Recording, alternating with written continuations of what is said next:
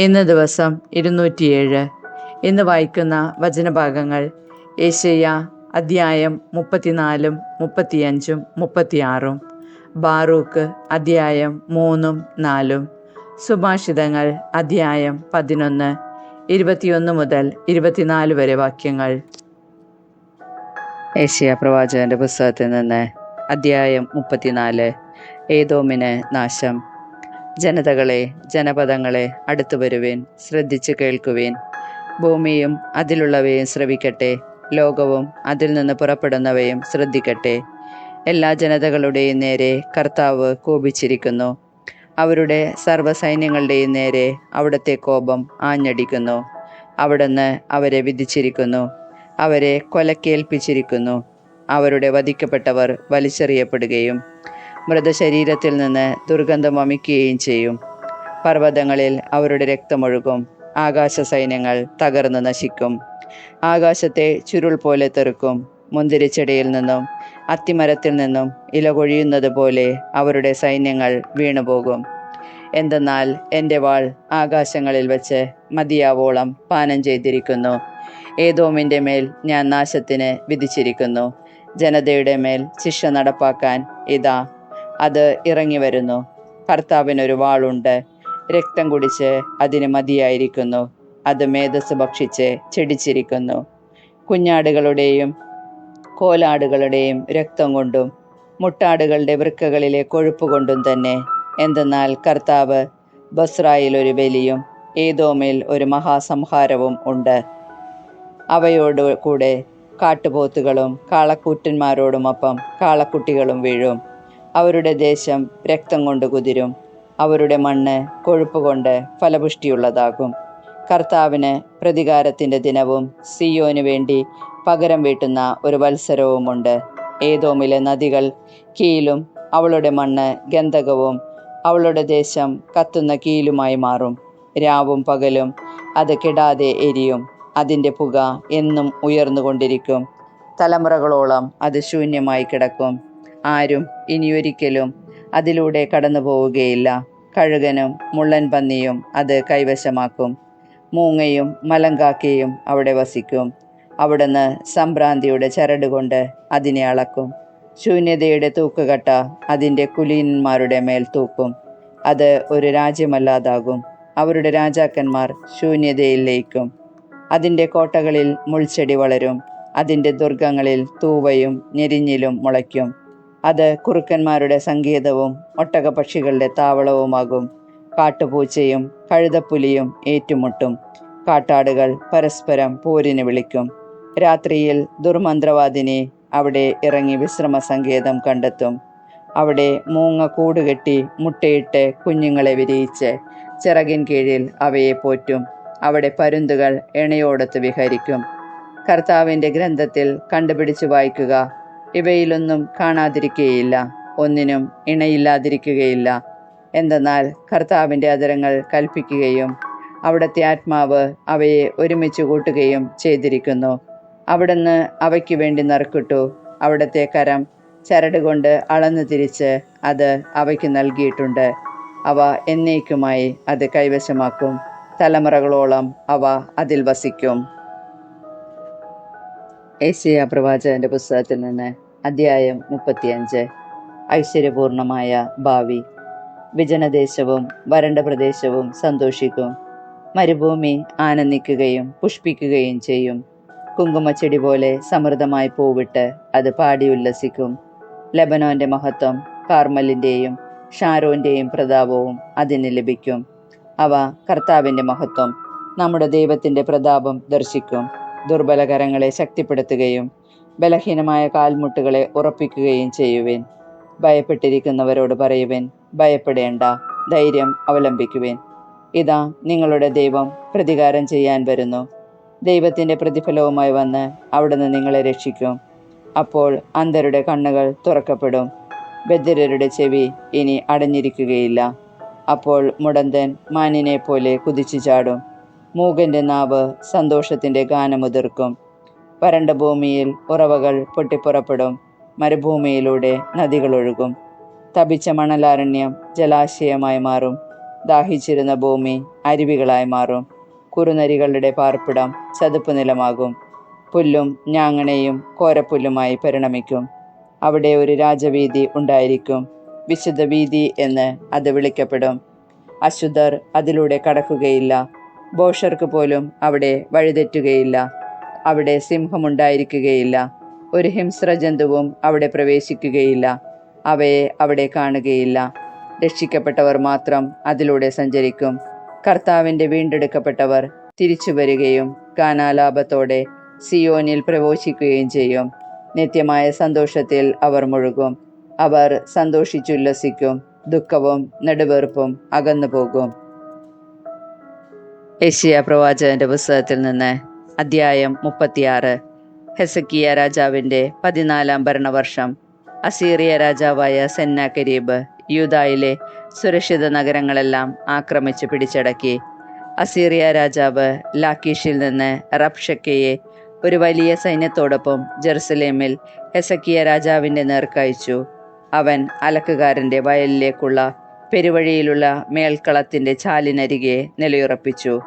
അപ്പോൾ അവൻ്റെ അടുത്തേക്ക് ഹിൽക്കിയയുടെ പുത്രനായ എലിയാക്കിം എന്ന കൊട്ടാരം വിചാരിപ്പുകാരനും ഷെബ്ന എന്ന കാര്യവിചാരകനും ആസാഫിൻ്റെ പുത്രനായ യോവാഹ് എന്ന ദിനവൃത്താന്ത ലേഖകനും ചെന്നു. റബ്ഷക്കെ അവരോട് പറഞ്ഞു, ഹെസക്കിയയോട് പറയുക, മഹാനായ അസീറിയ രാജാവ് പറയുന്നു, നിന്റെ ആത്മധൈര്യത്തിൻ്റെ അടിസ്ഥാനമെന്ത്? വെറും വാക്ക് യുദ്ധതന്ത്രവും യുദ്ധത്തിൻ്റെ ശക്തിയുമാകുമെന്ന് നീ വിചാരിക്കുന്നുവോ? എന്നെ എതിർക്കാൻ തക്കവിധം നീ ആരിലാണ് ആശ്രയിക്കുന്നത്? ഈജിപ്തിനെയാണ് നീ ഇപ്പോൾ ആശ്രയിക്കുന്നത്. ഊന്നി നടക്കുന്നവൻ്റെ ഉള്ളംകൈയിൽ തുളച്ചു കയറുന്ന പൊട്ടിയ ഓടത്തണ്ടിന് തുല്യമാണത്. ഈജിപ്ത് രാജാവായ ഫറവോ തന്നെ ആശ്രയിക്കുന്നവന് അത്തരത്തിലുള്ളവനാണ്.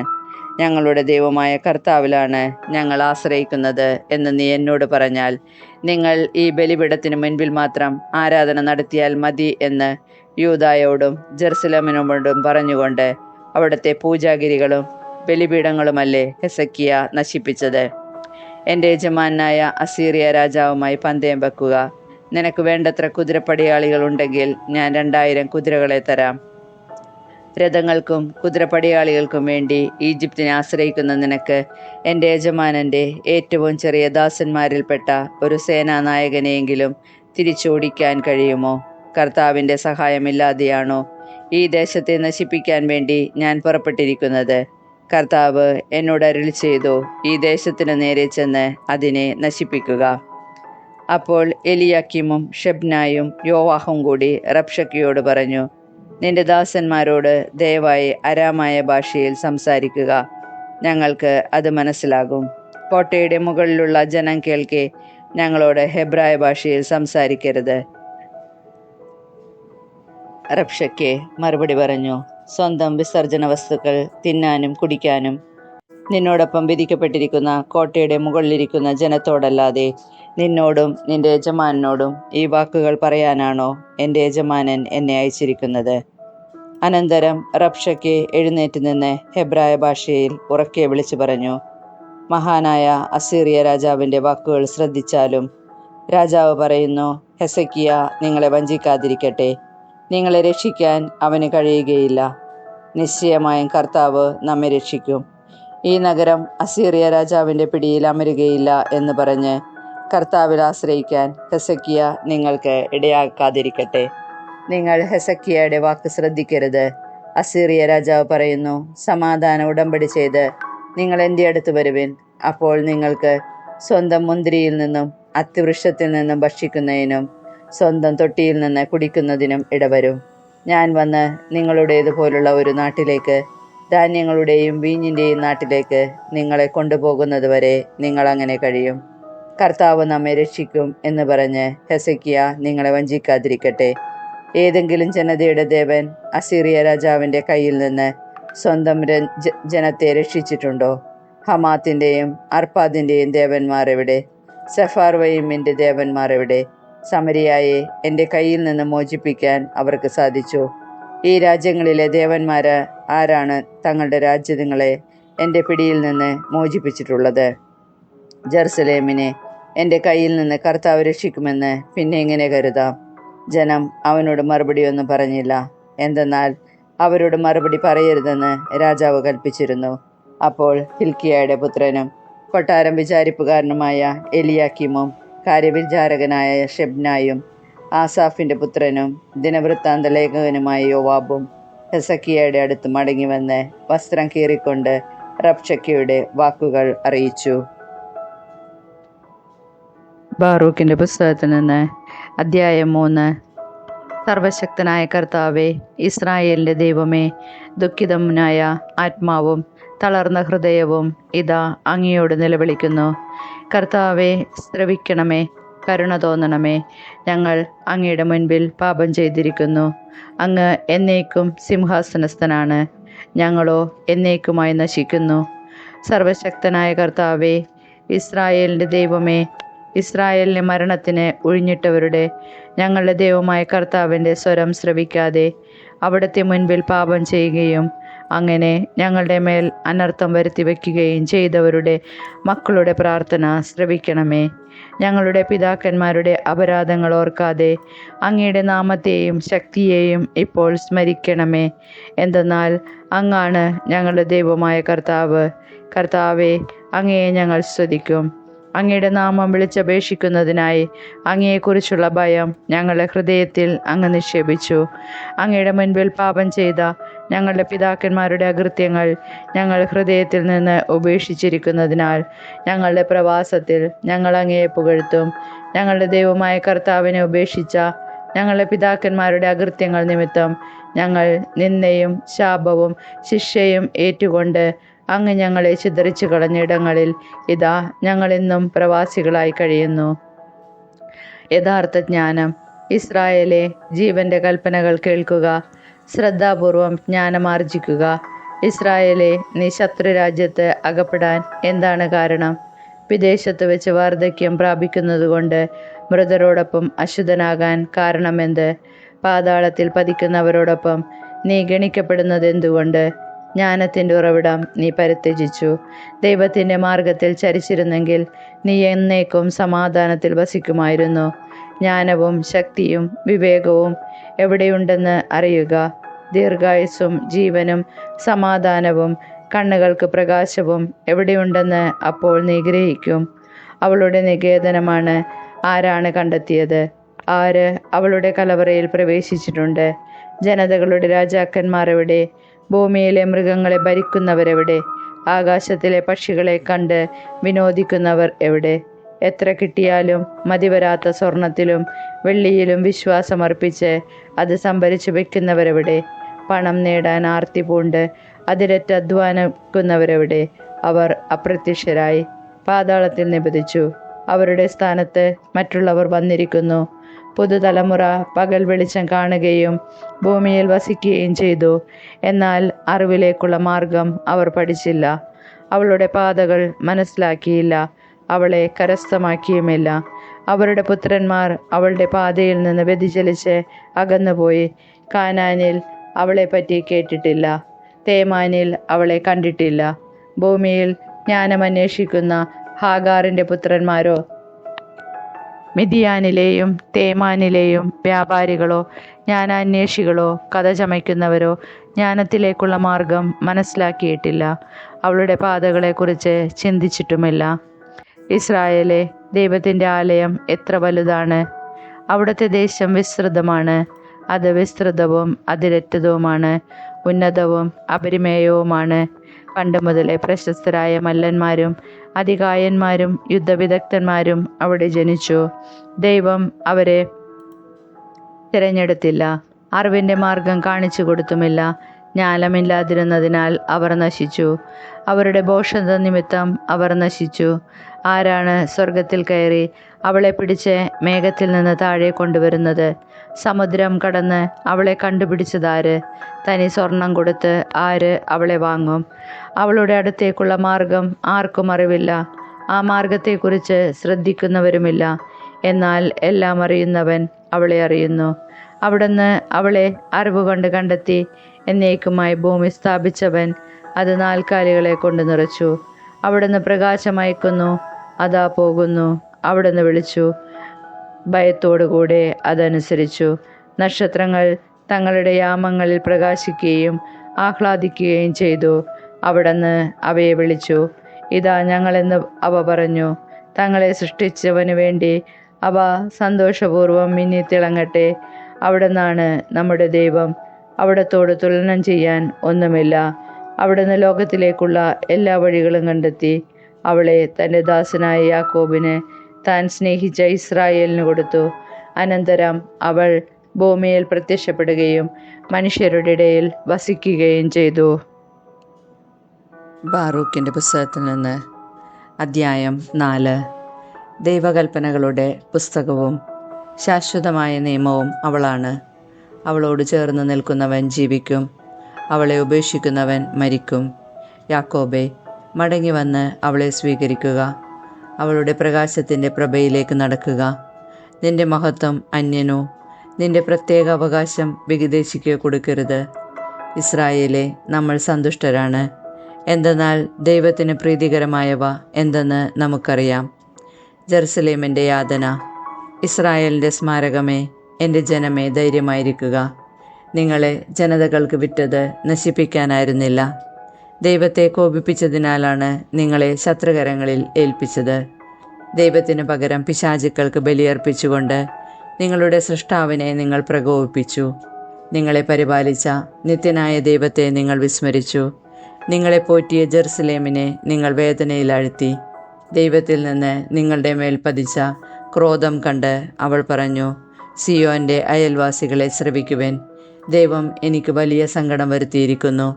നിത്യനായവൻ എൻ്റെ പുത്രന്മാരുടെയും പുത്രിമാരുടെയും മേൽ വരുത്തിയ അടിമത്തം ഞാൻ കണ്ടു.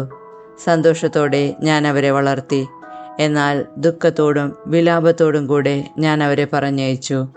അനേകം മക്കൾ നഷ്ടപ്പെട്ട വിധവയായ എന്നെക്കുറിച്ച് ആരും സന്തോഷിക്കാതിരിക്കട്ടെ. എൻ്റെ മക്കളുടെ പാപങ്ങൾ നിമിത്തം ഞാൻ ഏകാഗ്നിയായി തീർന്നു. അവർ ദൈവത്തിൻ്റെ നിയമത്തിൽ നിന്ന് വ്യതിചലിച്ചു. അവിടുത്തെ നിയമങ്ങളെ അവർ ആദരിച്ചില്ല. ദൈവകൽപ്പനകളുടെ മാർഗത്തിൽ അവർ ചരിച്ചില്ല. അവിടുത്തെ നീതിയുടെ ശിക്ഷണത്തിൻ്റെ പാത അവർ പിഞ്ചെന്നില്ല.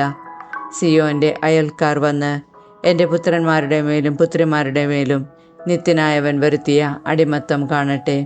അവിടുന്ന് അവർക്കെതിരെ വിദേശത്ത് നിന്ന് ഒരു ജനതയെ, നിർലജ്ജരും അന്യഭാഷ സംസാരിക്കുന്നവരും വൃദ്ധന്മാരുടെ ബഹുമാനമോ ശിശുക്കളോട് കരുണയോ ഇല്ലാത്തവരുമായ ജനതയെ കൊണ്ടുവന്നു. വിധവയുടെ പ്രിയപുത്രന്മാരെ അവർ പിടിച്ചുകൊണ്ടുപോയി. പുത്രിമാരെ അപഹരിച്ച് എന്നെ ഏകാകിനിയാക്കി. നിങ്ങളെ സഹായിക്കാൻ എനിക്ക് എങ്ങനെ കഴിയും? നിങ്ങളുടെ മേൽ ഈ നാശം വരുത്തിയവൻ തന്നെ നിങ്ങളെ ശത്രുക്കളിൽ നിന്ന് മോചിപ്പിക്കട്ടെ. എൻ്റെ മക്കളെ, പോകുവേൻ. ഞാൻ ഏകാന്തതയിൽ ഉപേക്ഷിക്കപ്പെട്ടിരിക്കുന്നു. ഞാൻ സമാധാനത്തിൻ്റെ അങ്കി മാറ്റി യാചനയുടെ ചാക്കൊടുത്തു. ജീവിതകാലം മുഴുവൻ ഞാൻ നിത്യനായവനോട് നിലവിളിക്കും. ജെറുസലേമിന് പ്രതീക്ഷ. എൻ്റെ മക്കളെ, ധൈര്യമായിരിക്കുവിൻ. ദൈവത്തെ വിളിച്ചപേക്ഷിക്കുവിൻ. ശത്രുകരങ്ങളിൽ നിന്നും അവരുടെ ശക്തിയിൽ നിന്നും അവിടുന്ന് നിങ്ങളെ മോചിപ്പിക്കും. നിങ്ങളെ രക്ഷിക്കുമെന്ന് പ്രത്യാശ ഞാൻ നിത്യനായവനിൽ അർപ്പിച്ചിരിക്കുന്നു. പരിശുദ്ധനായവനിൽ നിന്ന് എനിക്ക് ആനന്ദം കൈവന്നിരിക്കുന്നു.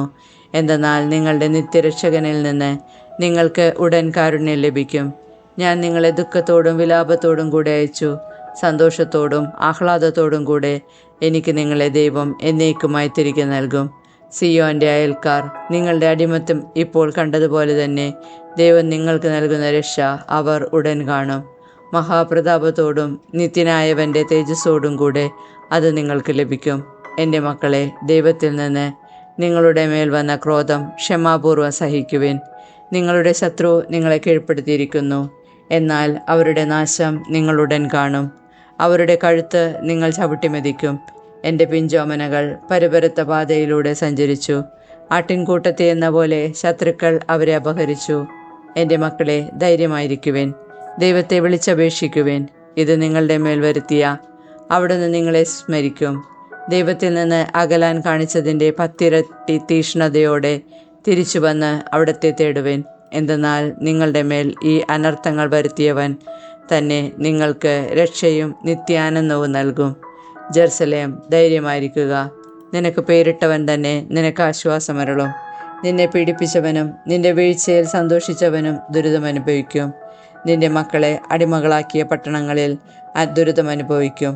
നിന്റെ പുത്രന്മാരെ വാങ്ങിയ നഗരവും നിന്റെ പതനത്തിൽ സന്തോഷിക്കുകയും നിന്റെ നാശത്തിൽ ആഹ്ലാദിക്കുകയും ചെയ്തതുപോലെ അവൾ സ്വന്തം നാശത്തിൽ ദുഃഖിക്കും. ജനത്തിൻ്റെ അവൾക്കുള്ള അഹങ്കാരം ഞാൻ ഇല്ലാതാക്കും. അവളുടെ ഗർവിനെ സഹതാപമാക്കി തീർക്കും. നിത്യനായവനിൽ നിന്ന് അവളുടെ മേൽ വളരെ കാലത്തേക്ക് അഗ്നി ഇറങ്ങും. ദീർഘകാലത്തേക്ക് പിശാചുക്കൾ അവളിൽ വസിക്കും. ജെറുസലേമേ, കിഴക്കോട്ട് നോക്കുക. ദൈവത്തിൽ നിന്ന് നിനക്ക് ലഭിക്കുന്ന ആനന്ദം കണ്ടാലും. ഇതാ, നീ പറഞ്ഞയച്ച നിന്റെ സന്തതികൾ വരുന്നു. പരിശുദ്ധനായവൻ്റെ കൽപ്പനയനുസരിച്ച് കിഴക്ക് നിന്നും പടിഞ്ഞാറ് നിന്നും ശേഖരിക്കപ്പെട്ട അവർ ദൈവമഹത്വത്തിൽ ആനന്ദിച്ചുകൊണ്ട് ഇതാ വരുന്നു.